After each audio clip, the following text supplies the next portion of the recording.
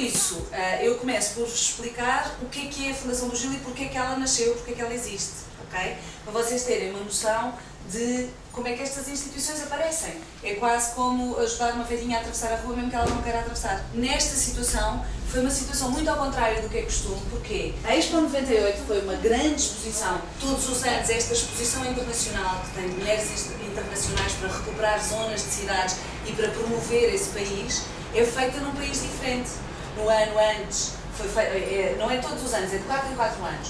Houve uma em Sevilha, antes da nossa, depois houve a nossa em Lisboa, depois houve em Antuérpia, mas o Gil era a mascote da Expo 98 e foi uma mascote muito forte, era uma mascote que promovia toda a sinalética, toda a informação sobre a Expo 98 e a Expo comunicava muito sobre os oceanos. Portugal é um país muito virado para o mar e Portugal criou esta mascote, que era uma gota d'água, cuja história era uma gota d'água que tinha saído do oceano para mostrar solidariedade.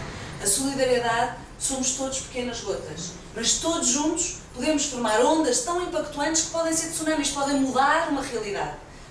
Então, os administradores da Expo resolveram aproveitar o Gil e dizer, ok, temos aqui uma mascote boa, uma mascote que pode ser capitalizada em merchandising, não é? Podemos vender coisas desta mascote, podemos usar esta mascote para passar ideias e para comunicar, então vamos à procura de uma causa que precise de uma mascote. E foram à procura do que é que não estava a ser feito. E foram dizer, oh, senhores, nós temos aqui um investimento para fazer, queremos criar uma instituição que apoie qualquer coisa que não esteja a ser feita. O que é que vocês acham que nós podemos fazer? Era apoio a crianças dentro dos hospitais. Uma instituição que tratasse de tudo o que as pessoas precisam da porta para fora do hospital para poder regressar às suas vidas.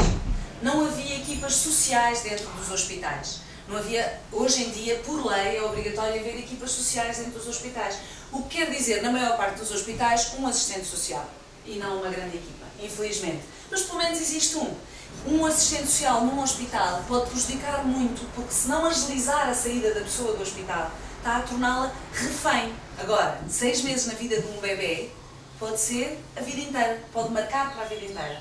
Um bebê recém-nascido que não tenha ninguém por perto e que esteja numa cama do hospital, não está a ser estimulado, não está a ser puxado e não tem uma coisa muito importante no nosso desenvolvimento para sempre, que é aquilo a que se chama a pertença, que é ter alguém a quem pertencemos. Ter um colo, um cheiro, uma voz que nos faz referência. Reparem, um assistente social que está sozinho numa pediatria com 20 crianças tem que marcar consultas, tem que ter a certeza que há transporte para os pais virem, tem que ter a certeza que há alimentação para os pais, tem que ter a certeza que há fraldas e que há papas e que há roupas para este bebê. E de repente passou o dia inteiro a fazer coisas e ainda não teve tempo para ir tratar da porta para fora do hospital. Imaginem esta situação. Um menino que é retirado aos pais no meio de uma rixa familiar. Os pais estão-se a bater. Então esta criança fica no hospital. Não tem problema nenhum. Mas fica no meio dos bichos dos outros, que estão doentes, de facto. Teoricamente esta criança tem que ir para um centro de emergência. Só que estes centros de emergência estão cheios, estão esgotados. E não dão andamento aos seus projetos. E os meninos que estão doentes, que têm uma doença crónica, por exemplo, mas que já estão completamente estabilizados, precisam de estar, por exemplo, com oxigênio, com uma bomba de oxigênio o dia inteiro. Vocês têm ideia quanto é que custa uma cama do hospital? Uma coisa simples, uma noite simples num hospital, 500 euros por noite. Agora imaginem o desperdício de dinheiro que é as centenas de crianças que ficam nos hospitais só porque não têm condições para voltar para casa. Portanto, era preciso criar uma instituição que ajudasse os hospitais a, entre aspas, muito entre aspas, ver-se livres das crianças que já não precisavam deles. Sobretudo, vendo a coisa ao contrário, era preciso uma instituição que ajudasse as crianças a recuperar a sua vida cá fora. E é isso que nós fazemos. Desde 2000, a Fundação do Gil começou a apresentar-se aos hospitais a dizer: nós somos o vosso braço armado no exterior. Somos nós que tratamos do que for preciso. Vamos chatear as senhoras dos guichês, vamos para os tribunais empurrar os processos, vamos para os centros de saúde fazer com que estes meninos sejam recebidos e estas famílias sejam apoiadas. Isto quer dizer que 8.000 crianças todos os anos são abrangidas por este projeto. São crianças que estão internadas e que recebem estímulos emocionais através de contadores de histórias e de músicos que são formados especificamente para o ambiente hospitalar e que vão lá estimular os meninos, lembrar-lhes que existe um mundo lá fora, lembrar-lhes que existem motivos para eles quererem ficar bons e sair, lembrar-lhes que a vida não é aquilo. Porque se vocês ficarem internados durante 6 meses, em que toda a gente vos diz o que fazer, vos põe as coisas nas mãos para fazer e vos entretém o tempo todo, vocês esquecem-se de sobreviver.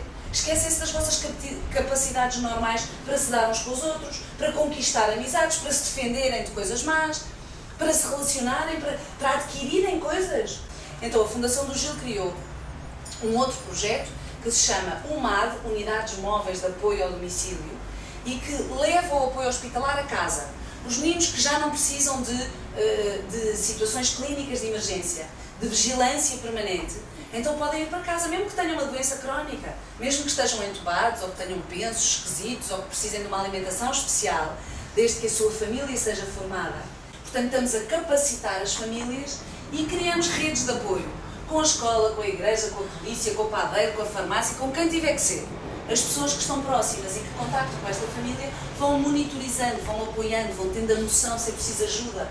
Pronto, e portanto a Fundação criou aquele primeiro projeto que era estímulos para quem ainda está internado, este segundo projeto que é para tirar os meninos dos hospitais mais depressa, mesmo que eles precisem ainda de apoio em casa, e este projeto começou há 5 anos e já tirou mais de 1000 crianças dos hospitais, o que quer dizer, a coisa horrível é que havia mais de 1000 crianças nestas situações que já não tinham que estar nos hospitais.